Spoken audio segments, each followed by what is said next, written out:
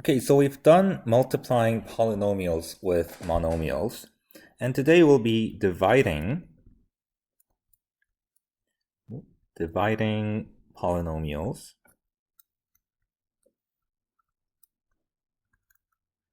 by monomials. And really the concept is the same. So just a quick review, when you multiply a polynomial such as x plus y times, say, a, times another number, you distribute the number to both the x and the y. So you would get x times a plus y times a. Right? And when you divide, you're basically doing the same thing. Divided by a, you can think of distributing the a to both the x and the y.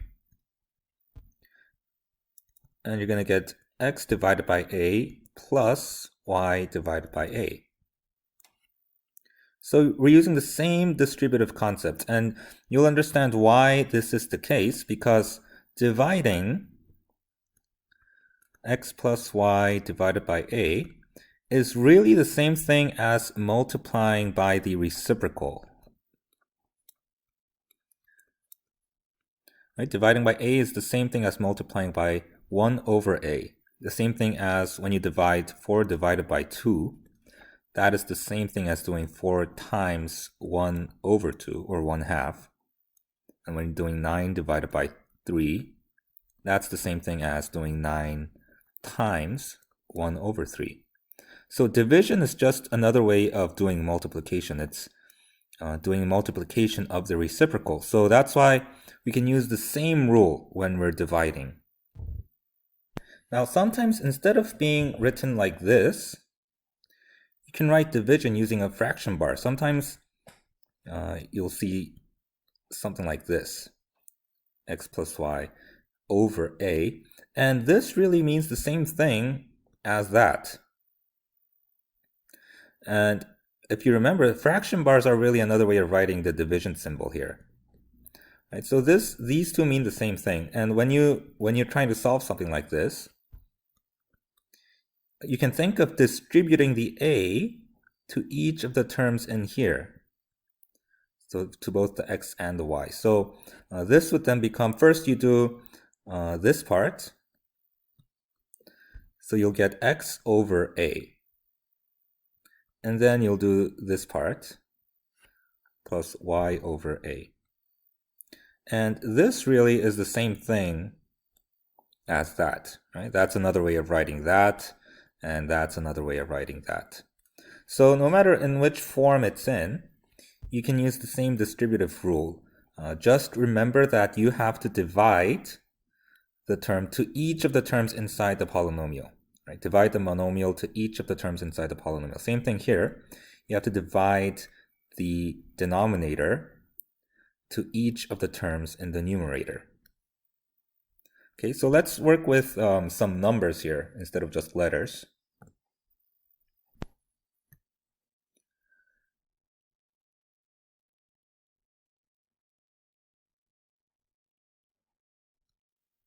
So I'm going to write a problem, 10xy plus 6y divided by 2y.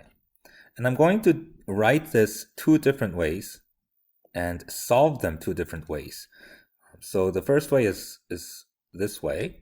Another way, I'm going to use a fraction bar. So 10xy plus 6y over, instead of doing divided by, I'm doing over 2y. And these two are exactly the same thing. They mean exactly the same thing. So when you solve this, you should get the same answer.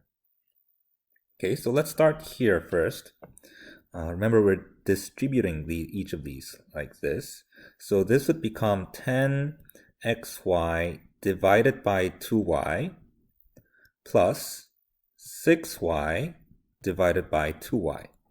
So I'm distributing the 2y to both the 10xy and the 6y. And 10xy divided by 2y Well, we can divide the numbers by the numbers first. So 10 divided by 2 would be 5. The x, it's not being divided by anything else, right? There's no x here, so the x just stays. And then we have the y divided by y, right? We have the same thing divided by the same thing, so that's just going to equal 1. And when it's just 1, you don't really need to write that, since 5x times 1 is the same thing as just 5x. Okay, so we're done with the first part. Let's look at the second part here. So again, let's look at the numbers first. 6 divided by 2 would be 3.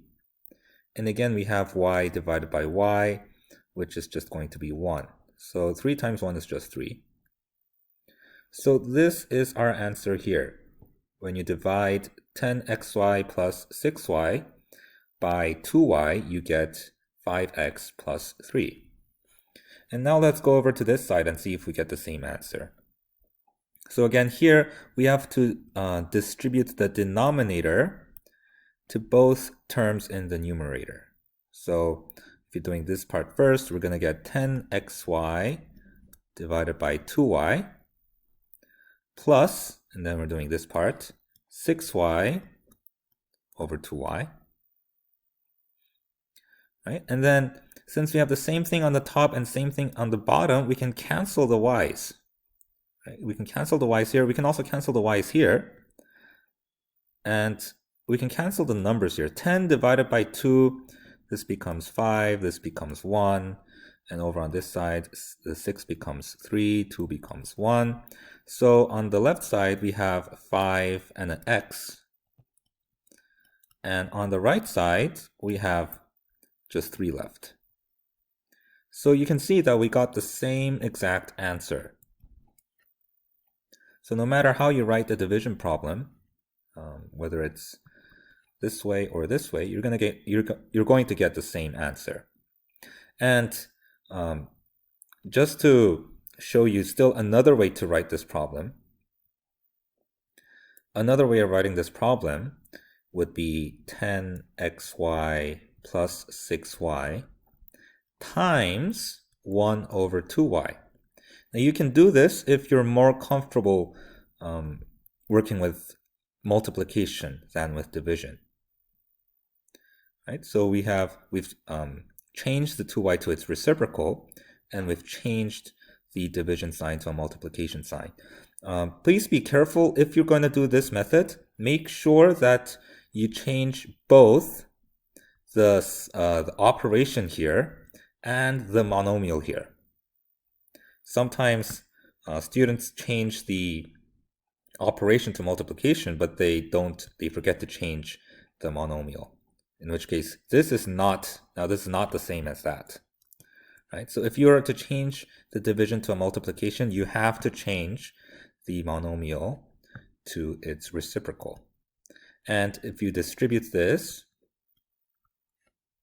you're going to get 10xy over 2y plus 6y over 2y. And if you recognize, this is exactly the same as what we got here. So the y's will cancel, the y's will cancel. 10 cancels with the 2, becomes 5. 6 cancels with the 2, becomes 3. So we're left with 5x on this side and 3 on that side. Okay, so you can change a division problem to a multiplication problem if that's any easier. Now, there are going to be times when it would be easier for you to do multiplication, to change a division problem to a multiplication problem. But before we do that example, I would like to go over one more example, a little bit more complicated. Minus 8, a to the 4th, b to the 4th, plus 3a squared b plus 2ab to the 4th, and this whole thing divided by 4a squared b.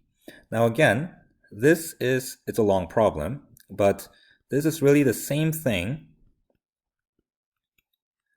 as doing the numerator. Oops.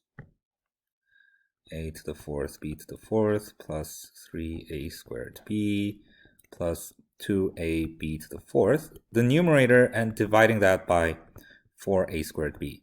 Right? These two are exactly the same problems. Let's try doing it this way.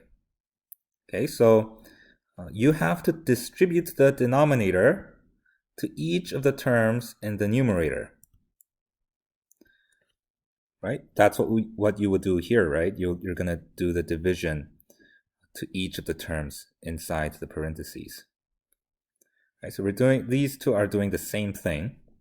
So once you distribute, that would become 12a cubed b squared over 4a squared b minus 8a to the fourth b to the fourth over 4a squared b plus 3a squared b over 4a squared b plus 2ab to the fourth and 4a squared b.